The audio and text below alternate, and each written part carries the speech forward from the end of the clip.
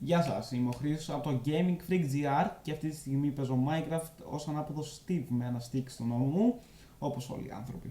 Λοιπόν, αυτό θα είναι ένα νέο gaming κανάλι όπου θα προσπαθήσω να ανεβάζω βίντεο 2 φορές την εβδομάδα ανάλογα με το πρόγραμμά μου. Τα παιχνίδια που θα παίξω σίγουρα είναι το LOL, το Battlefield 3, το Dead Space 3 που ίσως να κάνω μια σειρά, το Team Fortress 2 που απλά είναι ωραίο παιχνίδι, αυτά, και Minecraft ίσως και εδώ μια σειρά. Ωστόσο μπορεί να κάνω και κάποια review από λίγο πιο παλιά παιχνίδια που αξίζουν, όπως το Medal of Honor, Mirror's Edge, Dead Space, Crysis, Burnout Paradise και πολλά ακόμα που απλά πιάνουν μια γωνία στο σκληρό μου δίσκο και είναι τόσο όμορφο που δεν θέλω να το διαγράψω και ίσως να το ανοίξω και μια τελευταία φορά τελείως τυχαία, ίσως, μπορεί, το δούμε.